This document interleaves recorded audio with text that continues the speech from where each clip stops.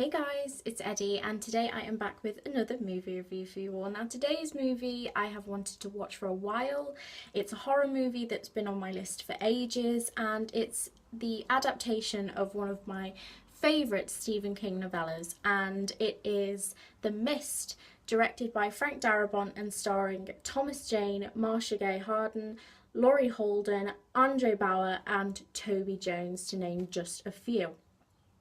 Now, this film centres around David Drayton, played by Thomas Jane, and his young son, who go to the supermarket, to the store, after a huge storm that's occurred in the town.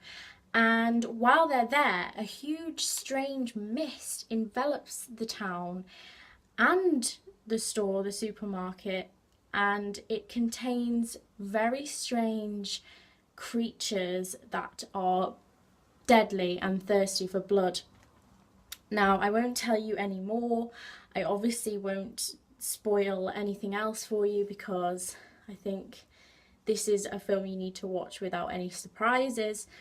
But as I said, this is one of my favourite Stephen King novellas, and I'd only really heard good things about this 2007 adaptation, and I have to say that I really wasn't disappointed.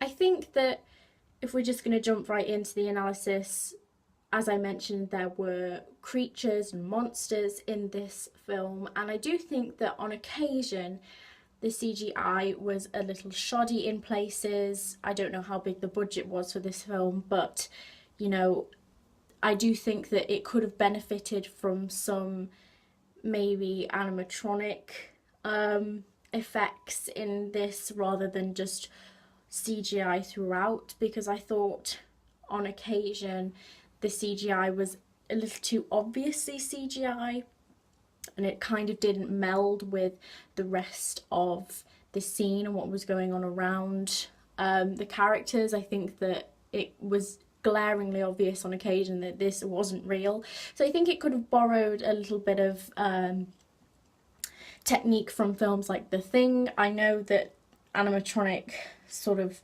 practical special effects are out of fashion at the moment, and they have been for a while, but I have to say that I've always kind of preferred that element of practical effects and special effects, so I think that if they wanted to, they could have done that, especially with the scenes using sort of tentacles and all that kind of jazz. Obviously I won't tell you what's happening, but I think that yeah, CGI was a little shoddy, but overall I think that the grotesque creatures from The Mist, in all of their forms, because they come in many, were great, and they certainly provided some wonderfully repulsive and shocking moments for the audience.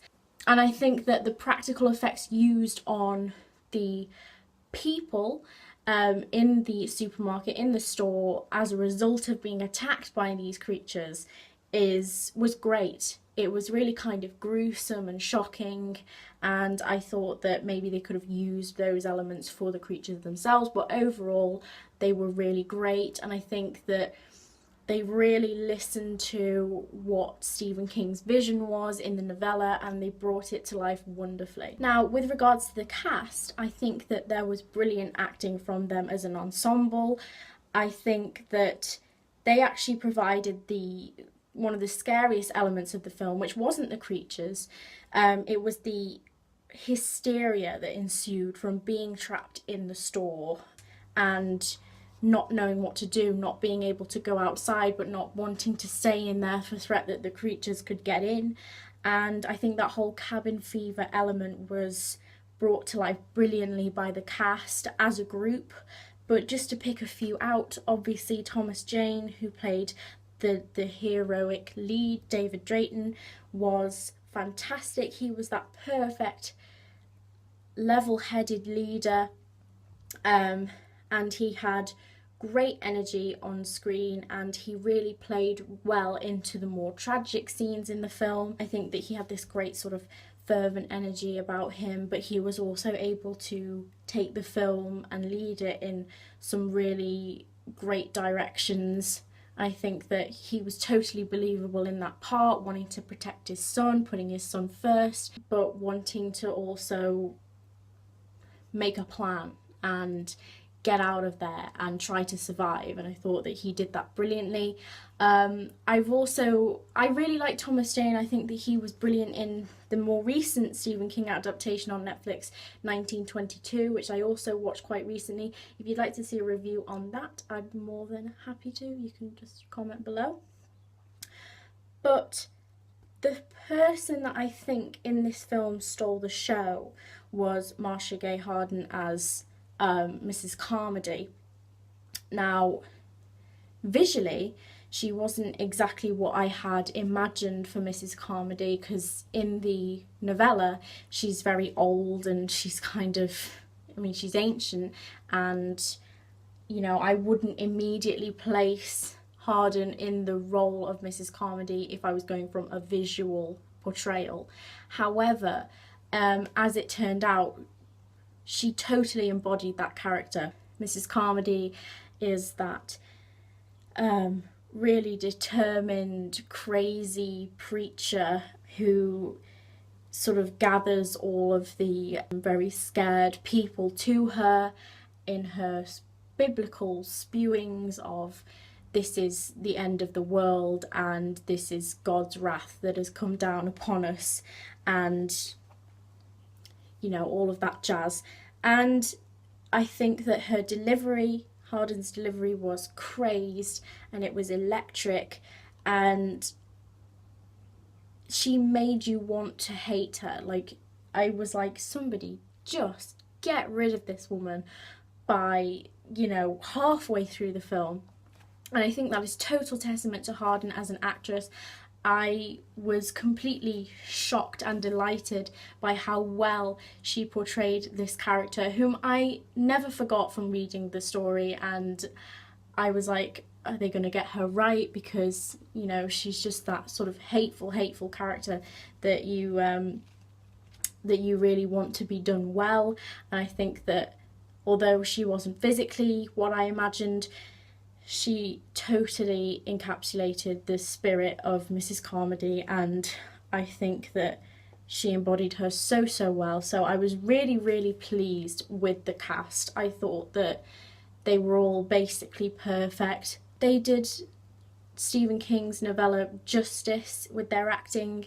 I think that, you know, they were able to tap into that fear from the audience about cabin fever and not being able to escape a place but not being able to stay in there either, and that hysteria and that utter terror was done really well. So I think that they were able to make the human element, the element of the human psyche, just as scary as the monsters that were plaguing them from The Mist. So yeah, full credit to the cast. Now, this was a faithful adaptation. The characters were all the same, they were how I imagined them, but this film went one step further in expanding the story of the novella, because Stephen King left it open-ended. You don't know what happens to the characters. It's completely unknown. Now, obviously, I'm not going to tell you what the twist is, but there is a little bit of a twist at the end that I did not expect, but I really liked. It was heartbreaking, it was gut-wrenching, but it was really dark and unforgiving, and it was something that I really liked. I was glad that they did it, because I think if they'd have just left it open-ended like the novella, you know, it would have been slightly disappointing for the audience, you know, not getting an answer. And sometimes that's fine, but I think that the answer that they gave was great, and I didn't really have any complaints. I just thought that that was an interesting interpretation and an interesting direction that they gave to the novella.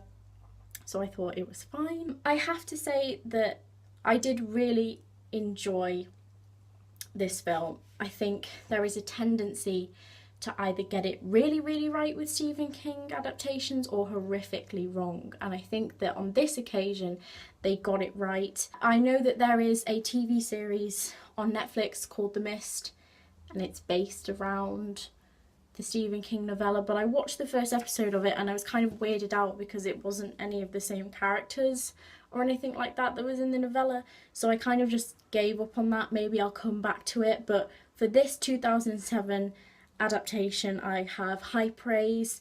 As I said, there are a few jarring elements with the special effects, but overall the script was really engaging.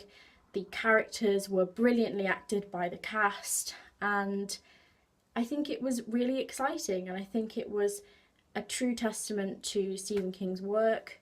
It was greatly adapted for the screen, and the characters, the actors all fared really, really well in their respective roles, especially Thomas Jane and Marcia Gay Harden, as I said, but everyone was brilliant. So if I had to give this film a rating, I'd probably give it 4 out of 5 stars for the reasons that I've said, but that is my take on The Mist. Thanks so much for watching, you guys. You remember you can always suggest more movies for me to review by commenting below or messaging me on my Tumblr. The link is always in the description. But that's it for now. Thank you so much for watching, and I hope to see you in the next review. Bye!